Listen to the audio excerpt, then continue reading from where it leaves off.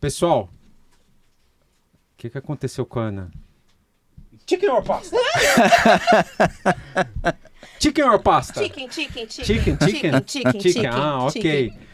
Nós estamos aqui em mais um dia de... Pricing Cast, galera!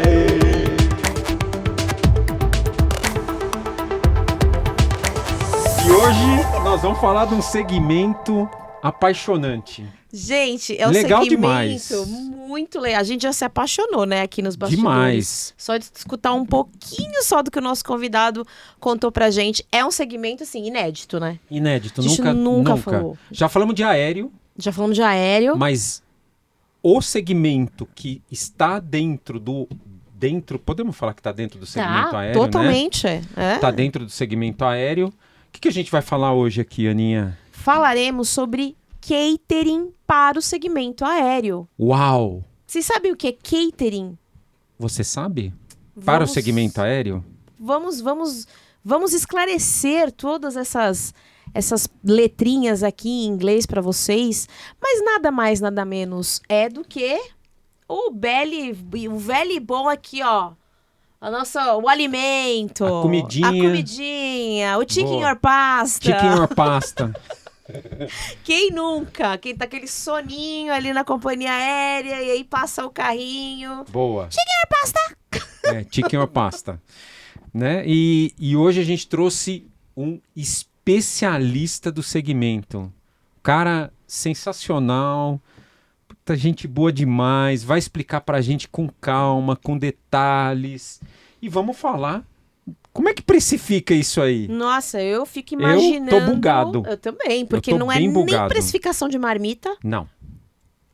Não é precificação de commodity. Não. Tem uma logística impressionante. Muita coisa tailor-made. Muita coisa tailor-made, muita particularidade. 24/7 trabalhando. Boa. E quem tá aqui com a gente? Quem tá aqui com a gente é Rodrigo Fernandes. Aê! Bem-vindo, Ele veio. Ele veio e nós vamos lá. Nós Sem vamos dúvida. lá. Ele convidou a gente para ir lá e nós Sem vamos dúvida. lá. Nós vamos lá. Boa. Sem dúvida. Boa. Rodrigão, muitíssimo obrigado. Vou fazer uma breve apresentação aqui que é bacana demais. O Rodrigo, ele é pai do Henry, da Lorena, marido da Midori, mais de 30 anos de experiência no setor de catering aéreo, gestão de negócios, liderança, operações, pricing e vendas, formado em administração de empresas pela Universidade Unisul, pós-graduação em gestão de negócios pela FGV, sólida experiência nessas relações multiculturais, e ele atua como diretor de sales e pricing para a América Latina na LSG Sky Chefs. Além do que, fala tudo que é língua, porque tem que falar tudo que é língua para conversar com todos os clientes do setor aéreo. Muitíssimo obrigado, seja bem-vindo e, por favor, conte um pouco da tua experiência, desse setor que é apaixonante. A gente já tá, tipo... pilhadaço aqui, maluco com tudo que você contou pra gente. Conta um pouco pra galera que tá ouvindo aí, Rodrigo. E, mais uma vez, muitíssimo obrigado. Bom, primeiramente, agradecer o convite. Estou, assim, honrado, lisonjeado de estar aqui. Eu acompanho vocês há algum tempo e agradeço realmente a oportunidade de poder falar um pouco, né, desse negócio que é apaixonante, alucinante e, ao mesmo tempo, aquela questão que você fala, poxa, será que vai dar certo? Será que vai dar? No final vai dar certo, né? Então, falando um pouna do catering aéreo, a gente, por muitos anos aí, passamos por transformações na indústria aérea como um todo, né? E a gente teve que se reinventar, se readaptar, né? Então, a gente teve os tempos do auge, né? Que, poxa... comida não faltava nos aviões e era aquela luxúria. E aí depois, acho que um dos principais marcos, pelo menos da minha era, foi as Torres Gêmeas lá, né? Aquele atentado, 11 de setembro, onde a companhia aérea já tinha algumas pressões em relação a custos e ser mais efetivo, enfim. E aí começaram o quê? vamos trabalhar onde a gente pode, né? Onde a gente pode reduzir custo, que obviamente um dos pontos é a refeição que nós temos hoje, a gente pode, né, trabalhar um pouco ali, aí a gente começou a se reinventar e se adaptar a essa nova realidade.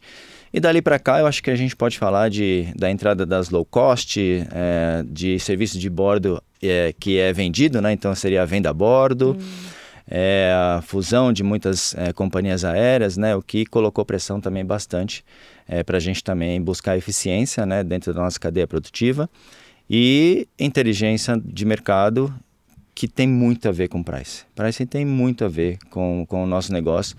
Hoje eu falo que uma empresa de catering aéreo não sobrevive sem um price muito bem estruturado, com uma metodologia, conceitos de aplicação de preço, porque a gente não tem só comida, dá a impressão que a gente só vende a comida, né? Sim. Existe uma linha de serviços que a gente tem, né, que a gente promove também para as companhias aéreas, que está incluído dentro do nosso portfólio, né? Então, além de receber a matéria-prima, transformar, fazer as refeições, nós também recebemos todo o material da companhia aérea, fazemos a higienização, a gente faz montagem daqueles carrinhos que chama trolley, né?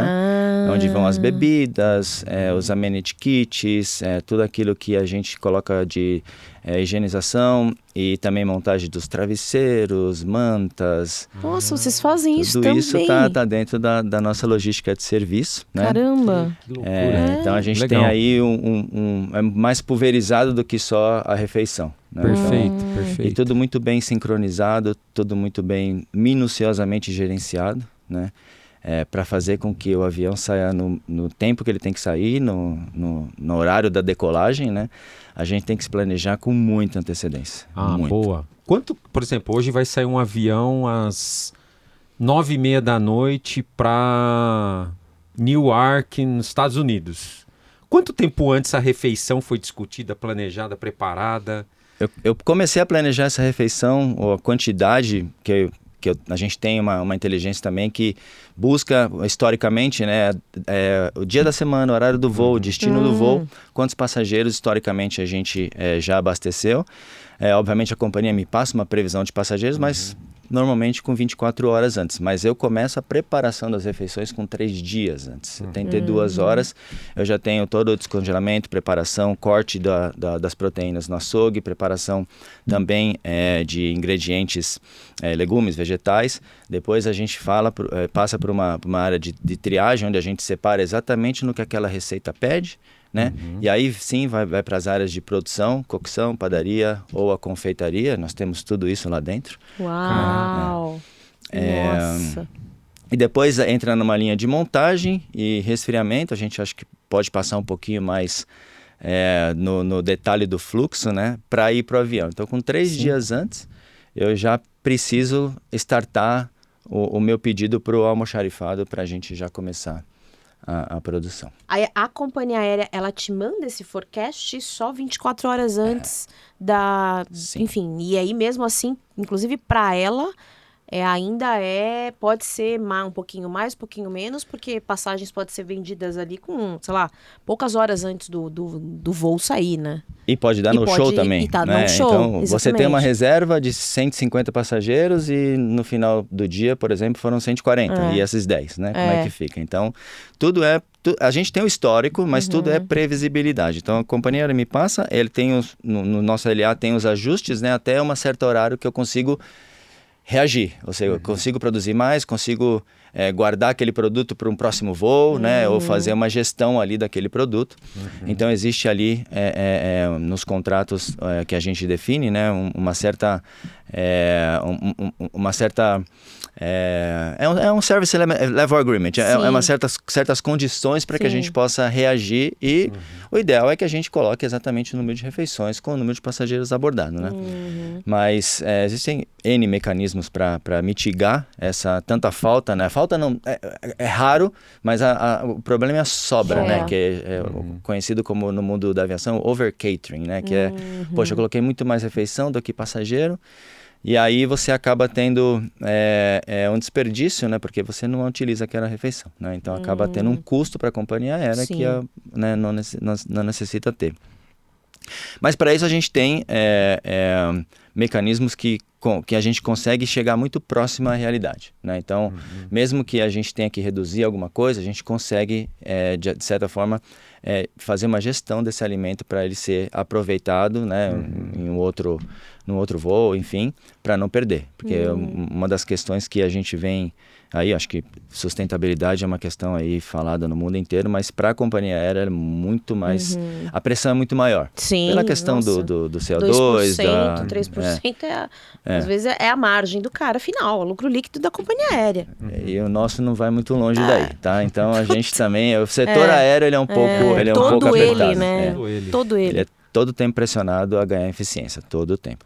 Então essa pressão pela sustentabilidade, de garantir a sustentabilidade pela questão do combustível, etc., isso passa para a gente também. Também a gente é cobrado para não ter desperdício. E aí eu não estou nem falando da questão de abastecimento do avião, é desperdício interno mesmo. O que vocês fazem com as aparas do alimento, casca, como vocês tratam esse resíduo, né? Então a gente também tem essa pressão e essa cadeia obviamente vai para os nossos fornecedores, né? A gente também tem algumas condições para que a gente possa comprar efetivamente um alimento de um fornecedor, né?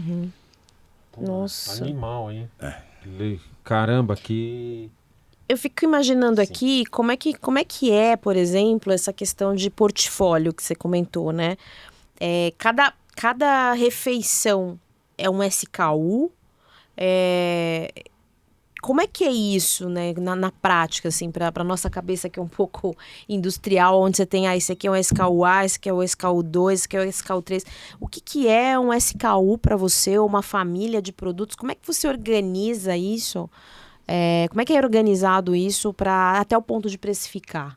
Cada refeição é uma unidade que a gente chama produto final. O SKU, eu vou na linha de ingrediente. Porque é diferente, existem várias situações, e aí dependendo geograficamente falando, dependendo da região. Então, a SGK Chefs é uma companhia global, a gente tem região Américas, que inclui Estados Unidos juntamente com o Latam. Nós temos a região da EMEA, temos a região da Ásia Pacífico, né? Então, e a África que está ali um pouco mais separadinha. Quando a gente olha do ponto de vista do hemisfério norte, a preparação da refeição dentro das nossas unidades, ela é mínima, porque a gente recebe praticamente os ingredientes prontos e a gente faz a montagem final daquela bandejinha que você recebe no avião. Quando a gente olha para o hemisfério sul, e aí eu incluo especificamente o Brasil, onde a gente vai detalhar um pouco mais agora, a gente prepara, a gente transforma a matéria-prima em produto. Então, quando eu olho para a unidade de Guarulhos, só para ter uma ideia, é a unidade no mundo que eu mais produzo comida. São 35 mil refeições por dia. Atendemos quase 300 voos por dia. Nossa. Caraca. Brasil inteiro. Só Guarulhos. Só Guarulhos? Só na unidade do aeroporto de Guarulhos. Nós temos unidade em Guarulhos, no Rio de Janeiro, Salvador, Fortaleza, Recife, Belém e... Recife, Belém, me falta uma. Algum lugar do sul? Não, é lá no Nordeste. Natal, desculpa. Natal. Tá. E aí a gente tem, nessas unidades, a gente tem esse formato, que é transformar a matéria-prima em produto final, em alimento final, né? No hemisfério norte, a gente compra e monta. Então, quando você olha do ponto de vista de produção, de transformação, a gente está no topo da lista das empresas da LSG SK Chefs, né? Quer dizer, você, por exemplo, vai montar uma refeição com purê. O purê vem pronto. Não. Lá. Lá no hemisfério norte, o purê vem pronto, eu porciono. Isso. Aqui não, eu compro a batata, descasco a batata. Leite, aí eu faço a transformação. Você faz a transformação. Eu tenho a receita. Loucura, a gente, eu fui visitar uma indústria farmacêutica, é muito similar, porque você compra, né, adquire os princípios ativos e você transforma aquilo em remédio dentro das porções ali, né? A gente compra a matéria-prima e dentro das porções de cada receita a gente transforma naquele produto final. A diferença é que numa farmacêutica a gente tem uma automação, tecnologia, e na nossa indústria a gente tem pessoas trabalhando todos os dias. Todos os dias. E qual que é essa contingente de pessoas assim nas cozinhas? A gente tem quando a gente olha para o Brasil, são mais de 2.200 pessoas, só na unidade de Guarulhos 1.400, né, para fazer... Porque não é só a produção de refeição. Lembrem, a gente também tem toda a parte da logística, né? Em 3 turnos, 24 horas, sem parar, não fecha. Caramba! Meu Deus do céu. É uma loucura. E fala um pouco também, que você estava falando, Rodrigão, de algumas questões sobre... O cara não... tem uma questão de alergênicos, tem uma questão de segurança alimentar, tem... Explica um pouco. Imagina, o cara deu uma alergia. Lá em cima tem que descer o avião, né? Como é que é isso Puxa também? a cordinha. E as questões também... Não é culturais, mas de religião, tipo o halal, o kosher. Explica um pouco como que é isso lá e como vocês gerenciam todas essas diferenças dentro de uma unidade única. Legal, isso é bastante interessante, porque além do controle que nós temos, né, que é controle de pontos críticos que nós chamamos, né, que é controlar a temperatura desde quando o alimento chega na nossa unidade até quando ele chega no avião. Eu tenho 10 pontos de controle que eu consigo garantir que aquela temperatura ela ficou num patamar fora do nível crítico, tá? Que é entre 60 graus e 15 graus, que aí você tem uma multiplicação de bactérias, etc. É toda uma questão de segurança alimentar.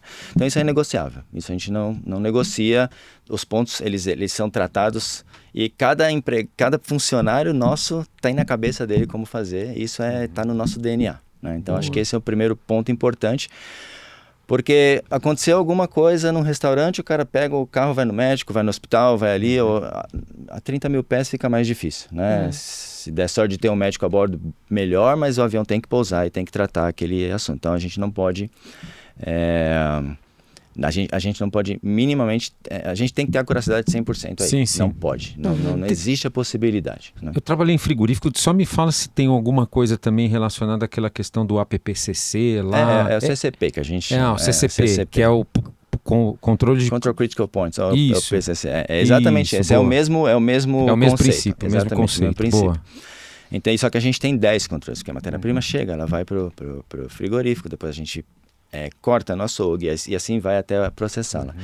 E não obstante, a gente tem a segregação de proteínas, lácteos, etc., que você não pode misturar para evitar a contaminação cruzada, né? Então a gente tem fluxos para cada tipo de mercadoria, para cada tipo de produto, né? Grupos de produto.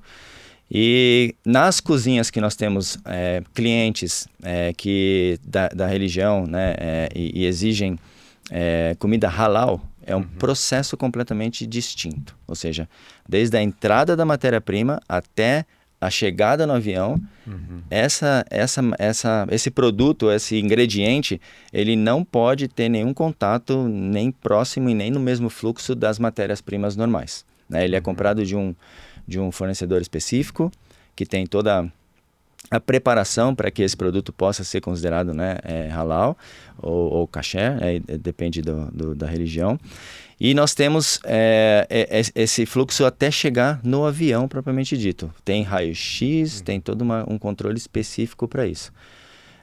E aí você pode fazer de duas formas. Uma é você controlar isso num fluxo separado e outra é você ter uma mini cozinha que você recebe, processa, monta e coloca uma linha completamente segregada daquele outro volume de produção que a gente tem, né?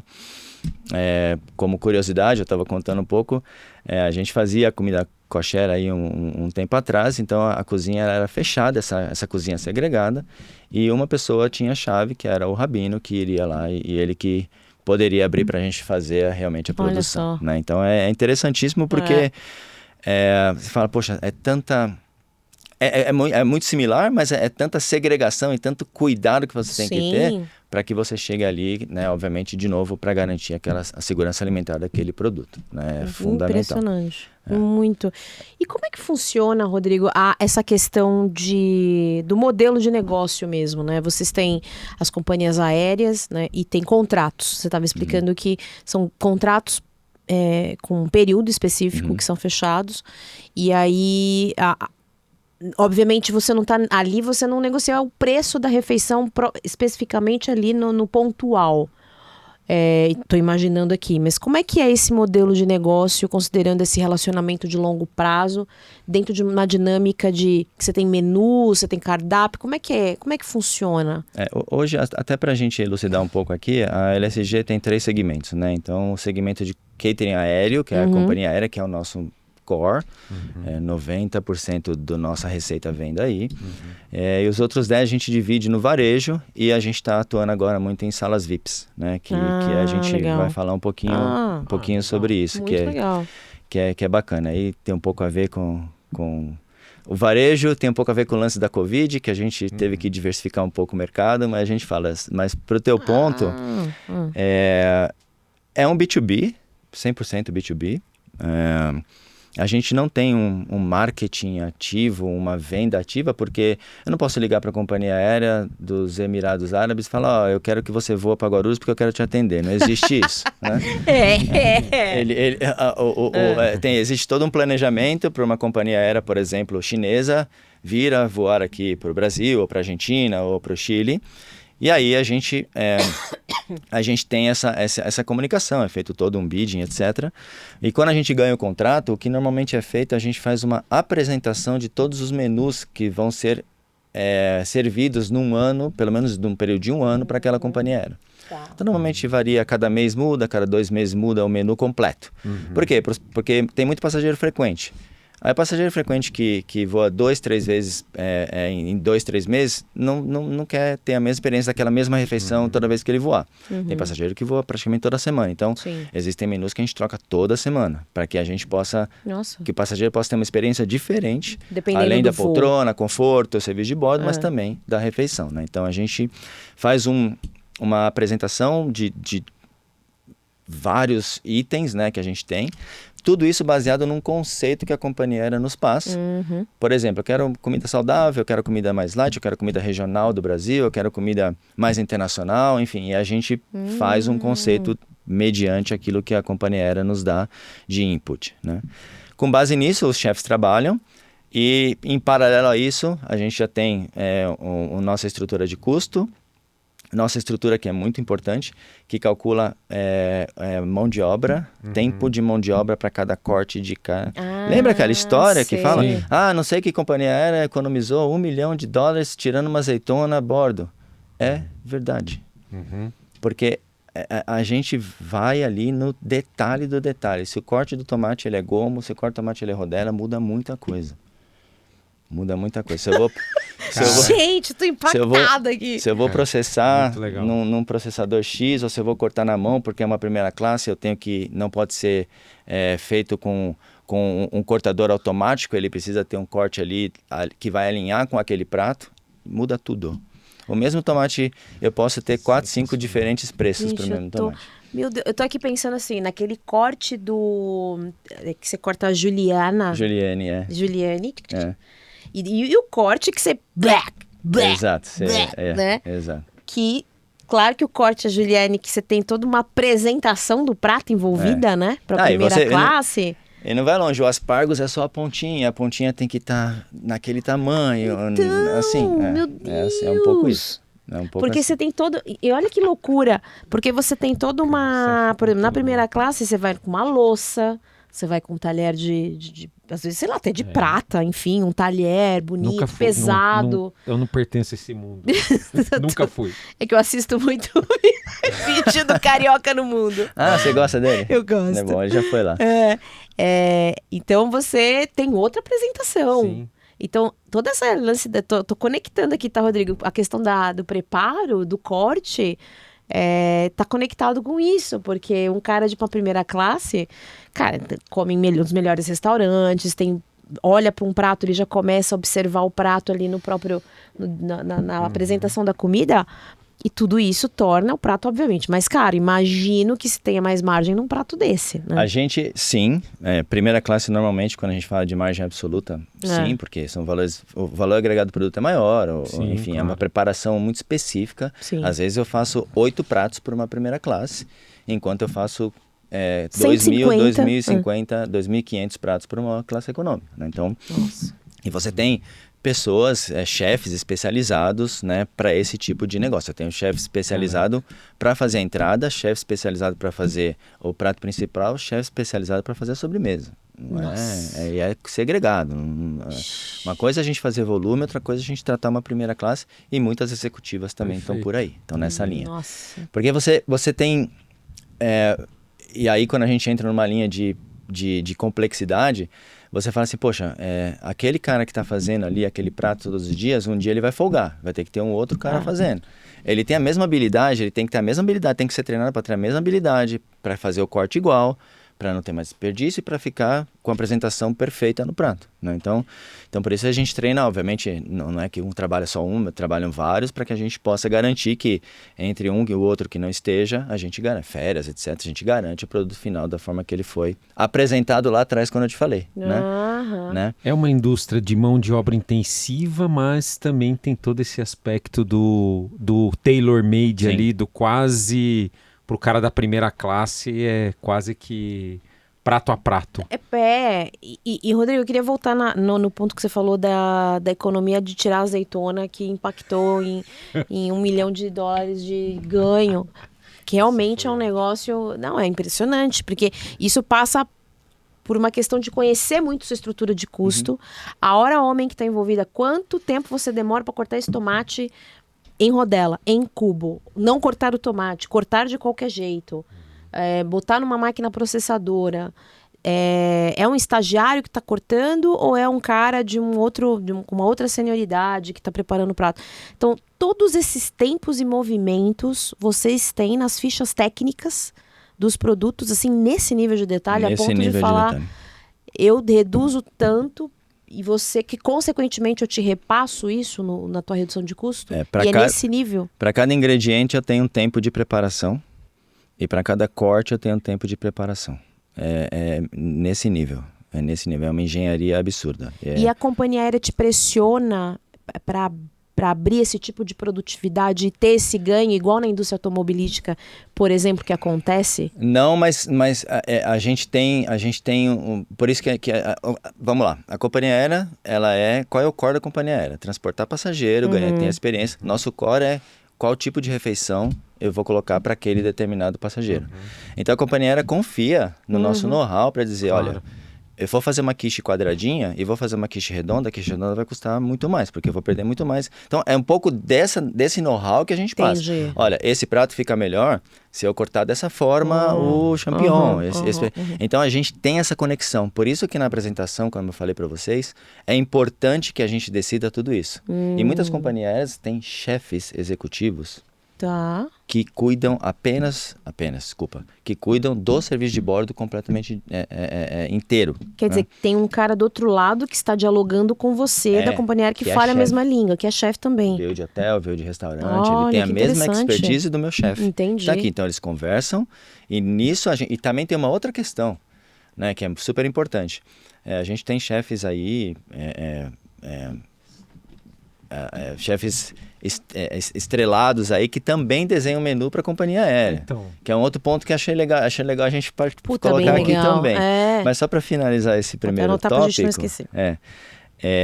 Eles conversam e aí o chefe fala assim, poxa, eu sei que isso funciona. Só que o meu chefe fala assim, mas aqui nessa unidade de produção, a gente garante uma melhor qualidade assim se for nesse tipo de corte. E às vezes não é aquilo que vai mudar a percepção do passageiro.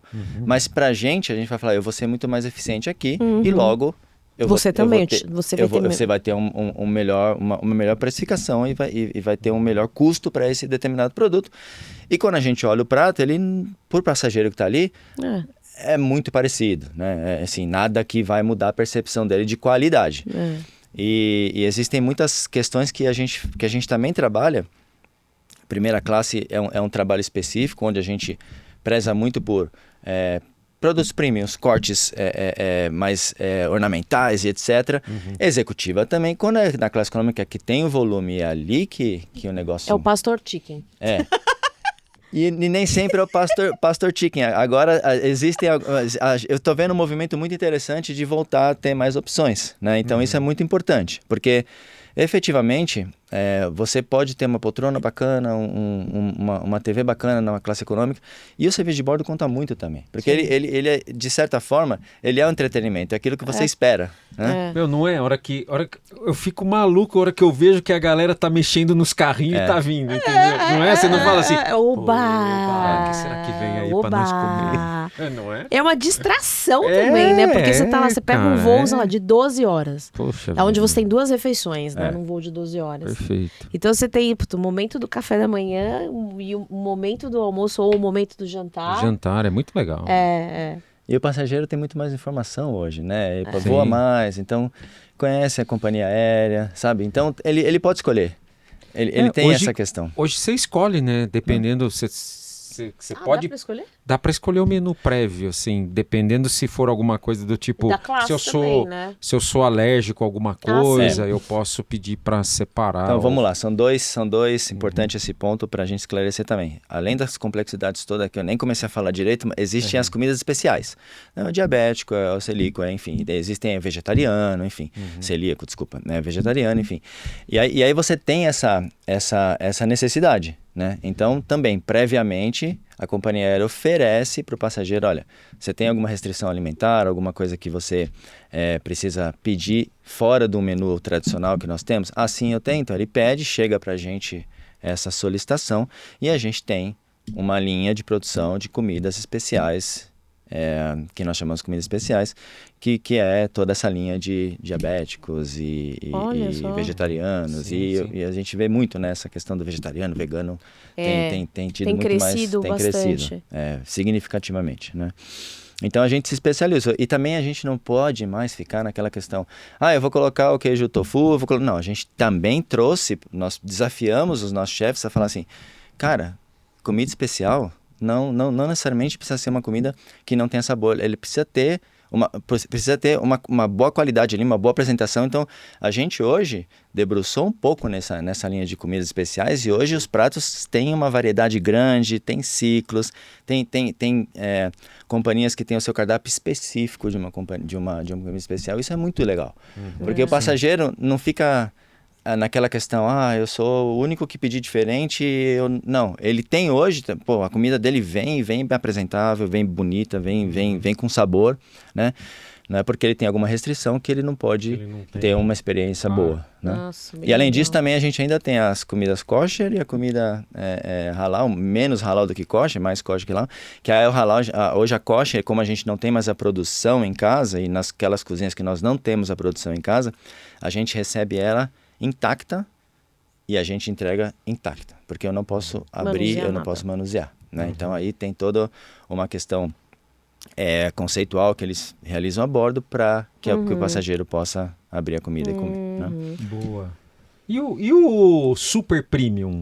O menu Michelin Menu aqui que eu Michelin. anotei. Como é que é isso? Como é que é essa loucura? É muito legal, porque ao longo dessa minha vida no catering, a gente vivenciou muitas experiências interessantes. Então, chefes estrelados, de renome, as companhias aéreas contratam para desenhar um menu específico, né? E aí obviamente, o chefe tem aquele conceito de restaurante, vai servir na hora e vai ter ali. Então, os pratos são extraordinários, mas nem tudo funciona na nossa cadeia. Imagino. Nem tudo funciona. Acho que existem dois conceitos principais. Um dependendo daquele ingrediente, se ele precisar passar por um processo de fritura, se ele precisar passar por um processo que não pode se resfriar porque ele perde crocância, já é difícil colocar.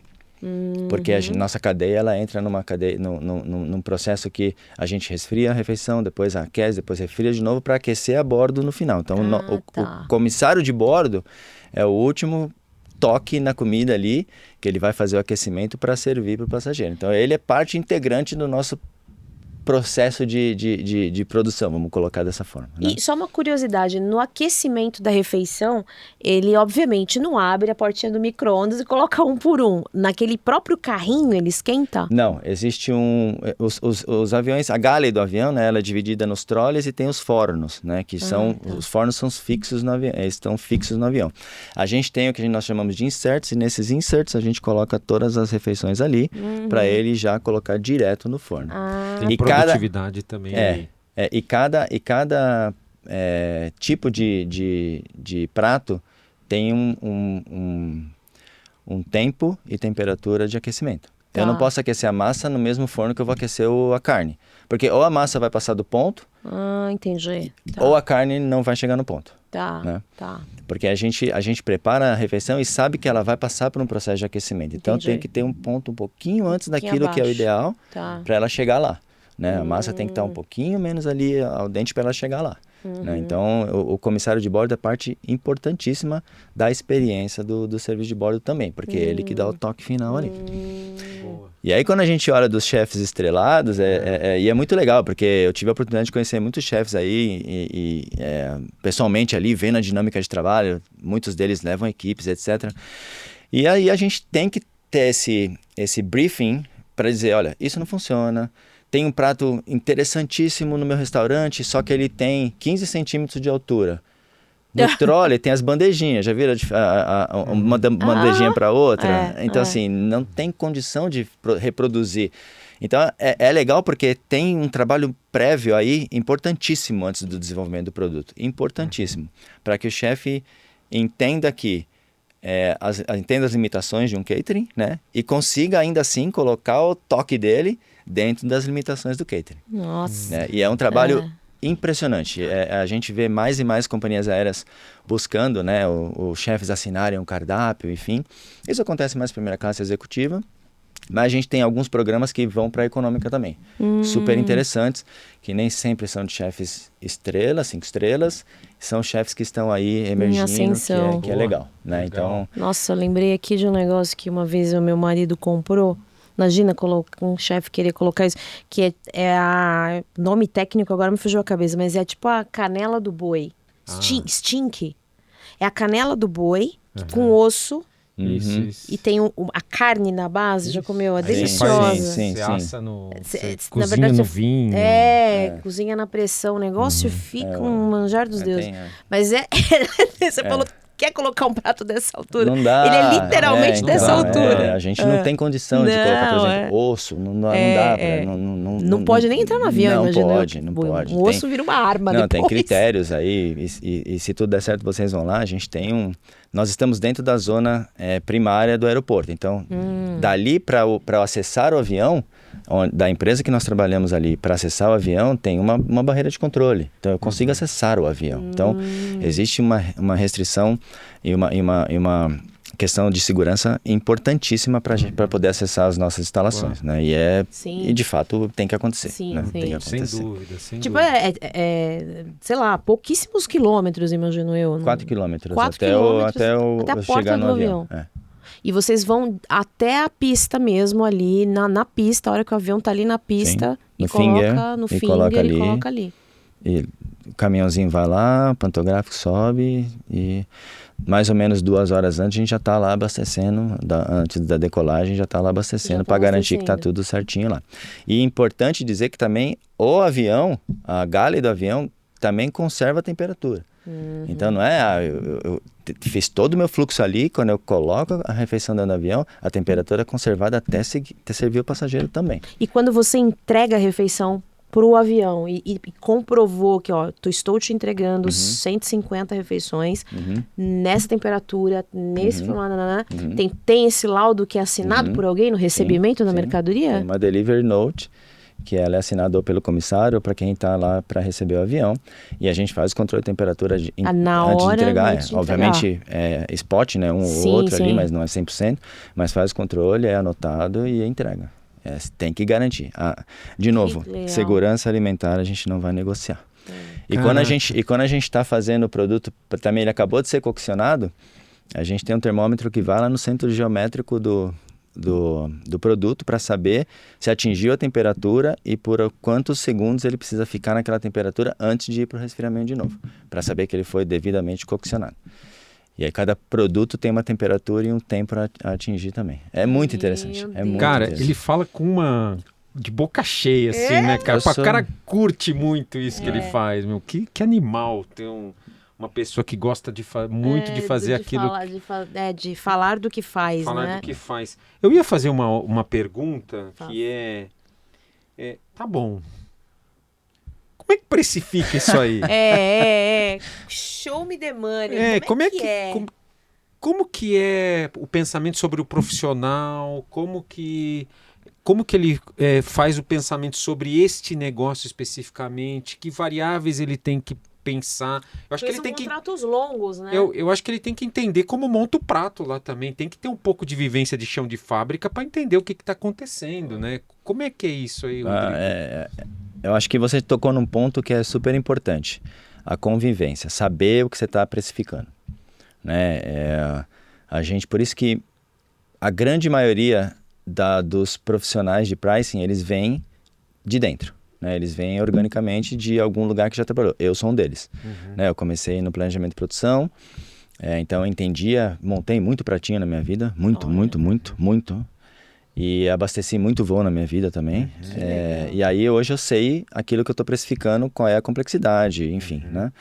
Então, e normalmente tem uma dificuldade de contratar profissionais de fora, porque nosso negócio é bastante específico. Sim. Normalmente as cozinhas ficam próximos aos aeroportos, os aeroportos ficam longe das cidades, né? Então tem um deslocamento aí, mas a gente preza muito pela qualidade de vida dentro do trabalho dos nossos profissionais. E aí eu digo tanto na fábrica quanto, enfim, no alto escalão. Por quê? Porque a gente sabe que know-how nesse negócio é super importante. Né?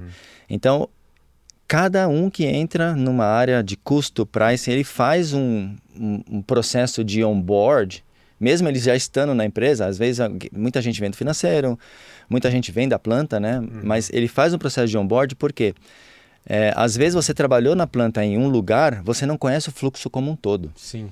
E quando eu tive a oportunidade de conhecer o fluxo como um todo, eu fiquei encantado. Eu falei, cara, eu tenho uma visão total agora, eu sei aonde que eu cada vez que eu for direcionar uma margem aqui, uma margem ali, eu sei o que eu tô fazendo, o que eu tô falando. Então a gente garante que a pessoa passe por e não tem problema, ela fica lá 2, 3 semanas para entender o fluxo como um todo. E só aí, e muitas vezes não é só entender ali, anotando, não, vamos fazer. Vamos fazer, vamos lá abastecer o voo. Porque é muito simples você falar, olha, são 2 caminhões demoram 40 minutos para descarregar a galha e depois 1h30 para carregar, volta, não é bem por aí. Né? Existem outros fatores que a gente tem que considerar, especialmente na precificação. Então é super importante que a pessoa conheça o negócio. E toda vez que existe um ciclo novo, um ciclo de menu novo, um produto novo, uma aeronave nova, meu pessoal vai acompanhar. Porque não dá para você...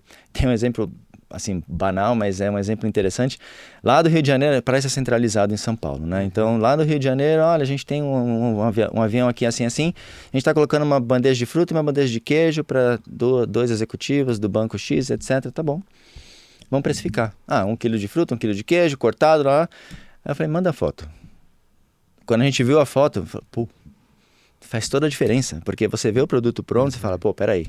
Então, deixa eu sair um pouco da ciência aqui de matemática e deixa eu entrar um pouco aqui na percepção. Percebido. Exato, na percepção do valor do produto, né? Então, muda muito, né? Então, eu sou, assim, um cara que eu vim da planta, então, e depois eu voltei para a planta para gerenciar essa mesma planta durante 5 anos e voltei para pricing. Então, assim, desde então eu falo, poxa, conheçam o negócio, conheçam o produto, conheçam o serviço. Se possível, vivencie isso na prática. Porque vai mudar a sua percepção quando você for precificar. Você vai falar, esse tem um valor agregado que eu acho que aqui eu consigo valorizar, aqui eu consigo dar valor para o cliente, aqui eu consigo agregar valor pro passageiro, né? Então, muda muito. Né? Então, e é difícil porque... nem todo mundo tem essa visão, essa percepção, mas ao longo do tempo você vai entendendo e é um mercado muito dinâmico, né? Hoje a gente está falando como eu falei para vocês, as companhias aéreas estão voltando a ter um pouco mais de percepção do serviço de bordo como um diferencial, né? Então estão investindo um pouco mais, mas pode acontecer e já aconteceu olha, não, agora a gente vai tirar isso, colocar outro item e está tudo bem. E o que a gente tem que garantir como gestores de contas e de precificação, eu preciso garantir minha margem. Independente de qual for a situação, eu preciso garantir minha margem. Né? A gente teve vários, desde de 11 de setembro, a própria a Covid, enfim, e outros, e a guerra na Ucrânia, que afeta muita gente.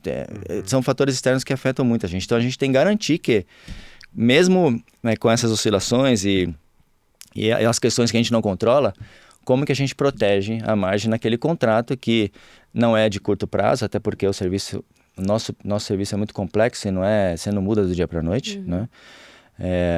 E como eu garanto a sustentabilidade desse contrato? Né? Quais são os mecanismos que eu consigo proteger o meu negócio para as oscilações que eu não controlo? E aí acho que é que está o grande trunfo. Tem isso em contrato, como se fosse 100%. Como se fosse, sei lá, alguns indicadores 100%. que daí a cada, sei lá, 3 meses, dependendo do período, você roda e fala assim, puta, olha, eu tinha aqui uma projeção, mas o câmbio estourou, eu te fornecia vinho, custava tanto, agora eu não posso te fornecer mais, eu tenho que fazer um ajuste do contrato. Você tem, aí quando a gente olha para a América Latina, você tem diversos tempos de checkpoints, né, que a gente faz. A Argentina, por exemplo, é quase mensal, né? Quando às vezes você está negociando com o mesmo cara de procurement, o mesmo cara da companhia aérea, você fala, agora tira o chip do Brasil, põe o chip da Argentina e vamos falar de inflação, tira o chip aqui, vamos colocar agora Venezuela, enfim. Existem mecanismos sim que a gente pode fazer, entender onde está o checkpoints e qualquer oscilação, volume, mercadoria, aconteceu um problema, a guerra da Ucrânia, farinha começou a aumentar drasticamente, todos os farináceos, como que a gente... Obviamente a gente tem que ter algumas opções para não dizer, olha, eu preciso repassar o preço. Não é só isso, a gente precisa ter opções, de novo, para garantir que o passageiro não tenha a percepção que aquele produto foi trocado, mas que a gente possa oferecer outros produtos que estejam na mesma linha. Né? E isso ao longo do contrato todo. Nós temos uma revisão mensal de cada cliente sobre o resultado do P&L. Precisa ter. Precisa ter. Porque um ciclo pode ser um ciclo que tenha uns valores agregados melhores, que a gente consiga buscar um pouquinho mais de margem, e o ciclo do mês que vem, com o mesmo volume, com o mesmo pessoal trabalhando, pode ser com outro tipo de produto. Então a gente procura que a variação seja mínima, mas pode acontecer de ter um disparate em um mês ou outro. Tipo o cacau explodiu no mundo e, puta, você faz alguma coisa de chocolate, cara, não tem como aí segurar. você não tem como segurar. Porque olha só, eu faço a apresentação para um ano. Então, provavelmente o ciclo que vai voar em outubro, eu fiz lá em janeiro. Então, a minha situação de janeiro, pode ser que o cacau estava super bem, não tinha nenhum problema aí na fabricação do cacau, enfim. Mas pode ser que depois não. Depois a gente teve aí, obviamente antes de chegar, como eu já sei, eu tento negociar com a companhia aérea já alguma coisa diferente, porque eu falo, cacau explodiu, vamos ver se a gente tem alguma outra solução alternativa para cá, né? Mas existem algumas questões que são no meio daquele ciclo que eu já estou comprando, já está indo. Mas...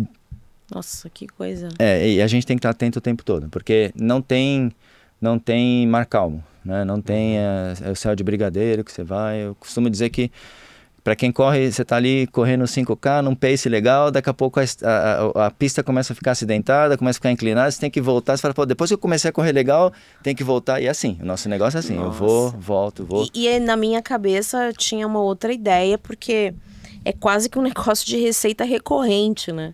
Porque você fechou, né, o contrato e vai abastecendo, é aquela coisa. E não, o que você está falando é que sim, não tem monotonia. Você tem a garantia de uma receita, obviamente, porque você vai ter aquele voo. Sim, né? Exato. De novo, não depende da gente querer ou não ter o voo vai ter, né? Mas existem N oscilações de mercado ou fatores externos que podem mudar o ponteiro e a gente ter que ajustar o ponteiro de novo. Por exemplo, sei lá, se a companhia aérea para a qual você fornece perde voos para a companhia X que tem o concorrente, por exemplo, pronto, você perdeu refeição também. Então, a habilidade da companhia aérea também de lotar os seus próprios voos tá intimamente, a performance dela tá intimamente ligada a tudo. Diretamente. Obviamente, a companhia aérea quer ter o load factor próximo de 100%. Eu não quero voar com avião vazio. Sim. Né? E isso, pra gente, é excelente. Né? Então, mas mesmo assim, você fala, poxa, por isso que a gente fala, nós somos um negócio dentro do aeroporto, ou aviação, ele é um negócio como um todo. É único, né? É único. É um organismo... Se todo mundo tá bem, todo mundo tá bem se tá junto voando um na avião cadeia. cheio, tá todo mundo bem. Se começa o load factor, né, que é a ocupação cair, baixar, tá todo mundo ruim, mas a gente tem que estar no mesmo...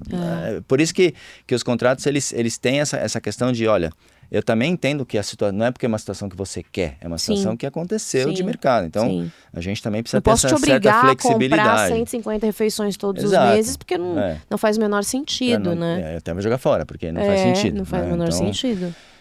E isso é quando a gente fala do catering tradicional, para companhias aéreas de legacy, né, que nós chamamos, que são as companhias aéreas que transportam passageiros internacionais, etc. Mas tem as low cost, tem venda a bordo, tem coisas que a gente também precisa entender que é um outro mundo. Esse lance da venda a bordo, né, que é uma coisa que a companhia aérea, ela compra a refeição ou é uma coisa quase que consignada?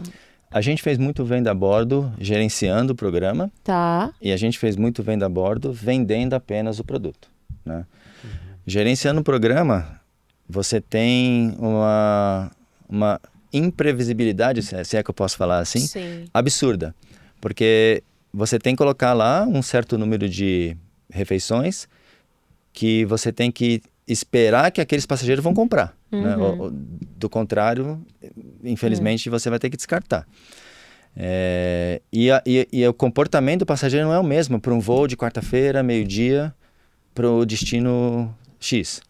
Essa quarta-feira, meio-dia, nós tivemos um grupo lá que esse grupo comprou 8 refeições e o outro grupo lá comprou 10 e teve uma família que comprou 2. Ok, legal. Então a gente vendeu lá 25. Quarta-feira que vem vamos colocar 28, né? Porque pode ser que alguém queria uma refeição e não tinha, né? E aí vende 2.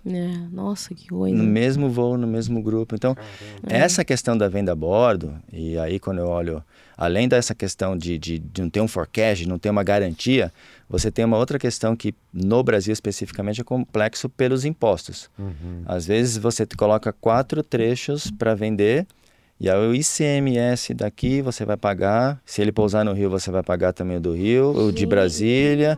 Nossa, eu não tô acreditando nisso. Porque o ICMS é imposto de circulação, não necessariamente venda. Não é?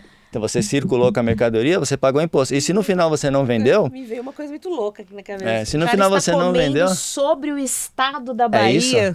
É isso. Até hoje a gente não tem uma legislação que nos diz... Nos regulamentos. É isso.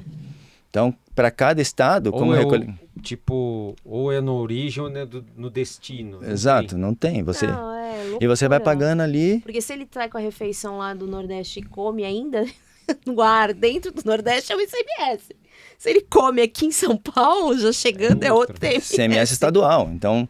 Que doido. Invariavelmente isso. você vai ter uma diferença ou outra, né? Pode acontecer de ser igual, mas invariavelmente você vai ter. Loucura. E isso você não vendeu, tá? Você não vendeu. Você vai pagar o ICMS porque você circulou e você vai descartar o produto. Nossa. Quando o produto é perecível, obviamente, né? A gente está falando de produtos perecíveis, né? Então, a venda a bordo, ela é algo que na Europa funciona muito bem, nos Estados Unidos funciona muito bem, porque não tem essa complexidade toda.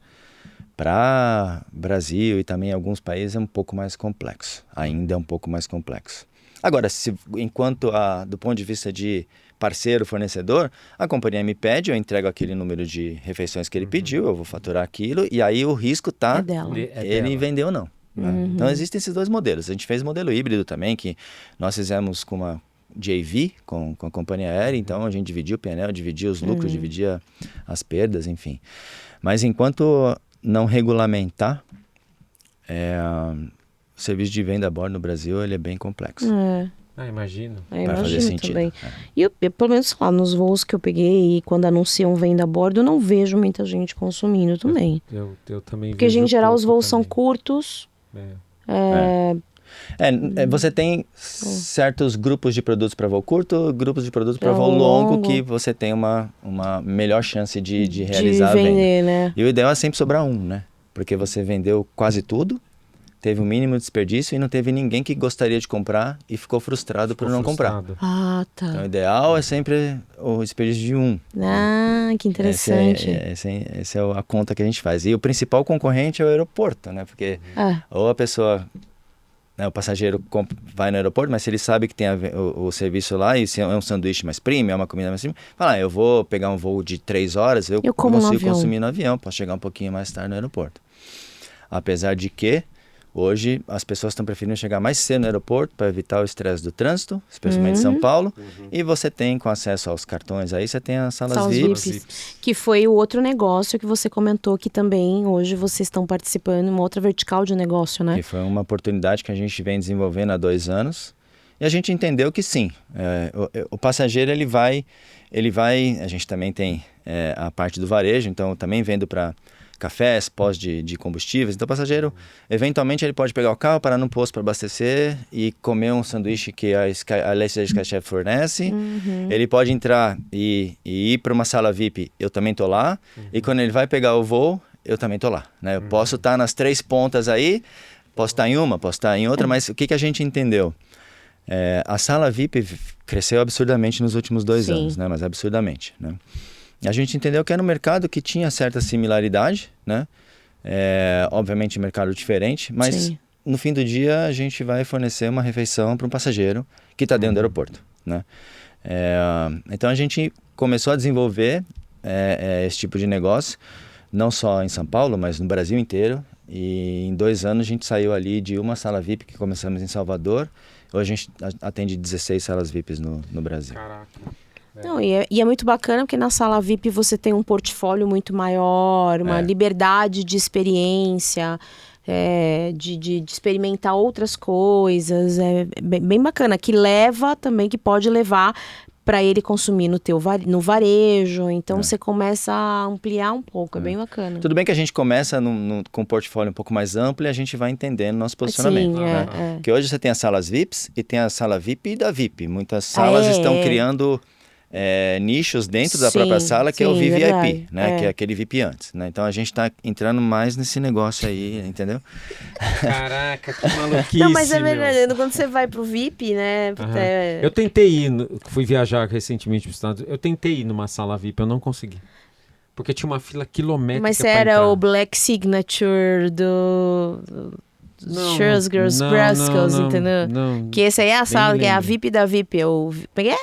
Tem outra sigla? VVIP. VVIP. Não, VVIP. eu sou só...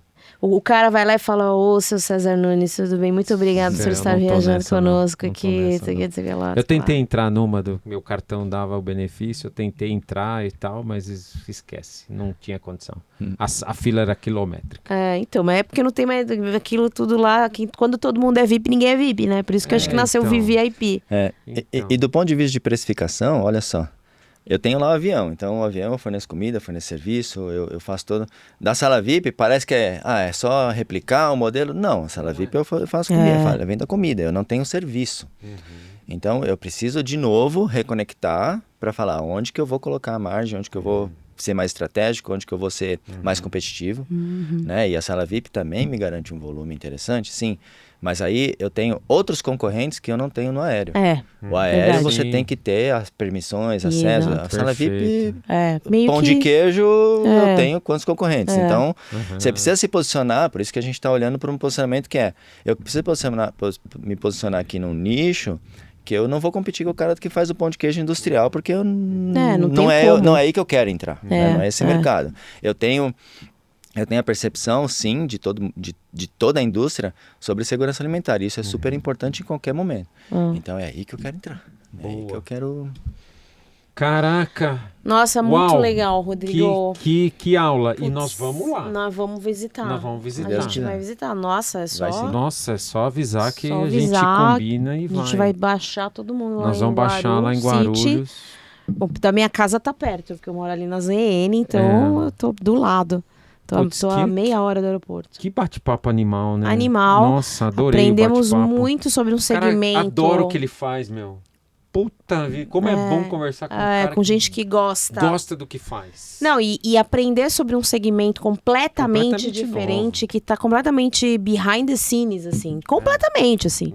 Se tem um segmento que você não vê a marca que você tá consumindo, né? Que você confia naquilo que você tá comendo. Então, é esse segmento de catering aéreo, assim. Boa. E que tem uma complexidade de cadeia absurda. Né, para garantir ali a apresentação, para garantir segurança, palatividade do produto, tudo isso, né? Cara, é animal. Muito legal. Muito legal. E antes da gente ir embora, Rodrigão, a gente gostaria que você olhasse para aquela câmera ali e desse um recado para quem quer entrar nesse segmento, para quem quer aprender mais, e para quem quer chegar na segunda-feira ali e fazer algo diferente no seu dia a dia, dá uma recomendação para quem está nos ouvindo ali, olhando para aquela câmera ali, por favor. Acho que é um pouco do que eu comentei aqui, conheça o produto, conheça o serviço, conheça a sua empresa, né? Saia um pouco da sua cadeira, vá fazer ali uma experiência naquele produto que você vai precificar, do que você vai vender, e questione também o status quo que a gente fala, né? Porque não pode fazer diferente? Ou seja, sempre tenha isso como uma forma de... uma missão na tua vida. Eu preciso questionar para saber se aquilo realmente é a melhor forma de fazer. E para eu precificar, eu preciso saber se a gente está sendo o mais eficiente possível. Então, meu recado é, vá conhecer seu produto. A gente tem home office hoje, tem uma série de coisas, mas precisa conhecer aquele produto que você está vendendo. Total. Assim você vai ter plena certeza e vai ter... você vai poder discutir com qualquer que seja cliente, internamente, o C-Level, porque você conhece o produto e você tem propriedade para falar. Né? Boa. Que aula nós tivemos hoje. Total, puta, animal. Muito obrigada, Rodrigo, pela generosidade, tempo. Volte, por favor, cara. Nós precisamos de gente que eu volto. Ama aquilo que faz. Fale com paixão do que faz. Sensacional. Você que tá aí. Você, Pricer, ou Pricer. você de qualquer outra área da empresa que acabou de escutar o nosso podcast, curte, compartilha, fala pros coleguinhas do nosso... Dá uma moral pra nós. Dá uma moral pra nós, comenta, compartilha, ajuda. Pra gente trazer gente assim que ama o que faz. Exatamente. Pessoas relevantes, com conteúdos bacanas, pra gente seguir proporcionando a vocês tanto conteúdo legal aqui no Pricing Pricingcast. Valeu? Valeu, Rodrigão. Valeu. Valeu, cara. Obrigado. Obrigado.